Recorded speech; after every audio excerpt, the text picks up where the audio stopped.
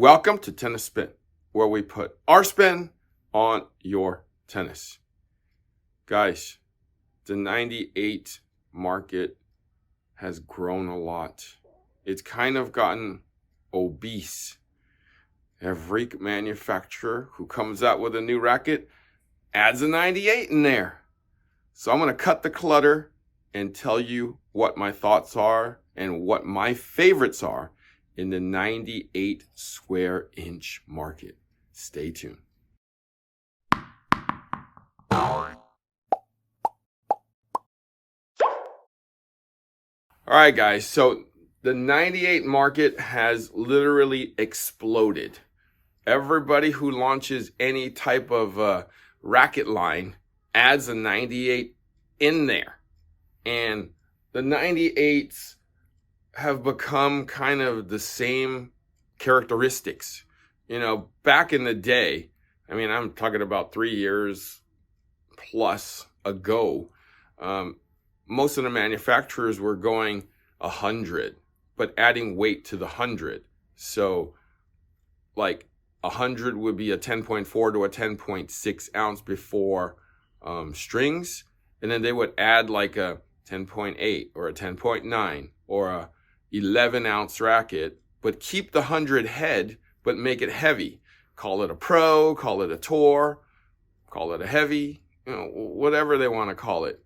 But the trend has been to eliminate that racket and go down in a head size to 98 and add weight to that. And in that process, thin it out a bit for a little more control too. So the beam actually gets thinner to give you the control. Now, what I have here is kind of just a fraction of what's actually on the market right now. I mean, these are obviously the best sellers in the market. Therefore, this is kind of what we carry here. Let me move my coffee here and kind of, have a rundown of what's here. I mean, you have, in my opinion, Racket of the Year last year, Racket of the Year this year, the new great blades here. Let me take a break from this for a second. And so guys, like Pete, there was a big long line at Pete's today. So on my way to the post office, I went to one of my favorite bakeries out here. It's called Victoria's. It's an Italian bakery. I grew up in San Francisco going to one of these, and they make the best princess cakes, since I'm a little princess. And they make the best I think it's called Saint Honore cakes. It's like honor with an E and a little deal on the top of the E, Saint Honore. So it's got like, it's a white sponge cake with cream and these little cream puffs on the top. They're super good. Go into like an Italian bakery and say, I want a Saint Honore cake, or show me one. You'll be addicted. There's a little alcohol on the bottom of a pastry crust too. So hey, it'll put your kids to sleep. Anyways, Saint Honore. Okay. If you want to so this is Italian roast, obviously from an Italian bakery. So if you want to support my Italian roast coffee habit, network is buymeacoffee.com/tennis spin. Thank you to those who've already contributed, and I greatly appreciate it. Okay, so let's move on. Okay, I'm thinking about cakes right now. Okay, so we have Racket of the Year last year, 2020. In my opinion, Racket of the Year this year, 2021. Gonna be hard to beat, right? Now, these are the top rackets on tour in college, and they got better this year because they made a non-believer into a believer in me, which is tough to do. So that's what I'm saying. This market is getting better. It's getting bigger.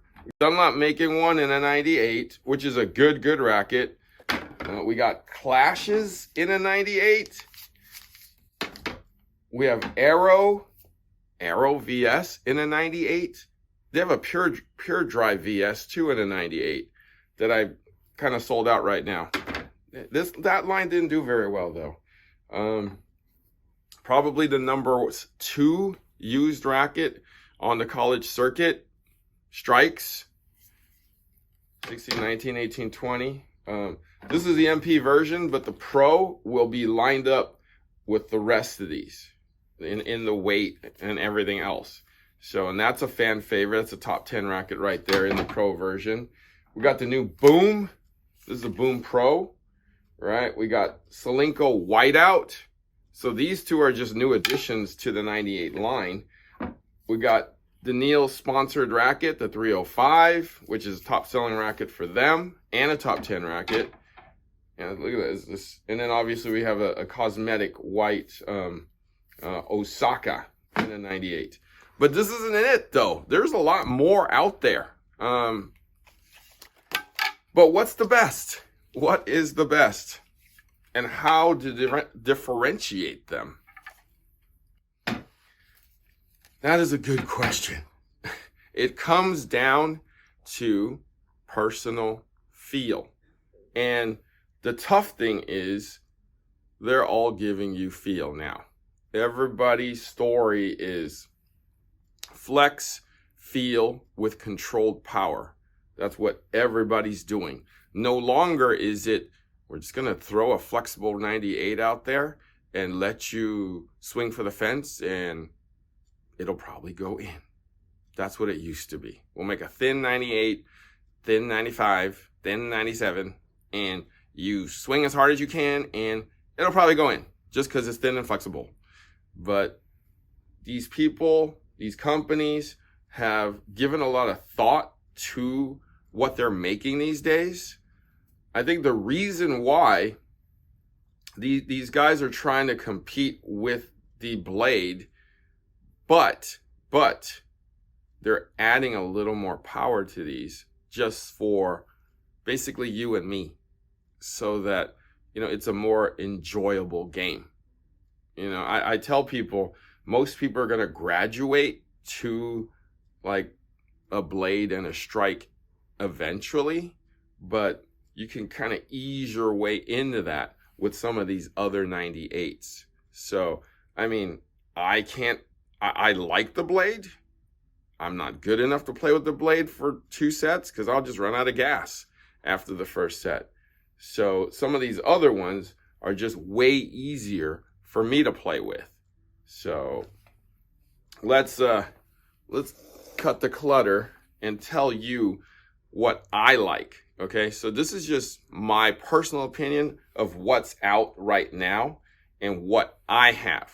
Okay, so I actually like this Boom. I mean, in the short times that I've tried it, I've actually have been super impressed with the feel, the power, the balance.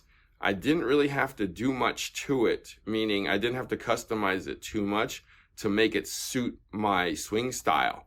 When you set the racket on its path, it will just kind of take over and basically finish it up for you. So, and that's what I like about it. It has that old time kind of hammer feel is the only way I can describe it.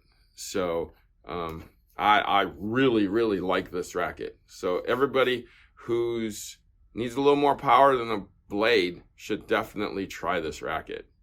It's going to be a winner. The Pro though,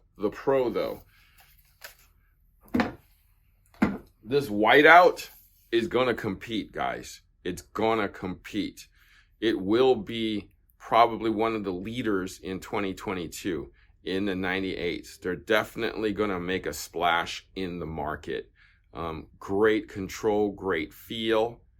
They got a longer version too, which is what I like from this racket.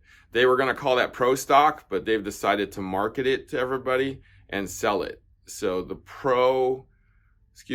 the Whiteout Extended XTD is the one to try in this one.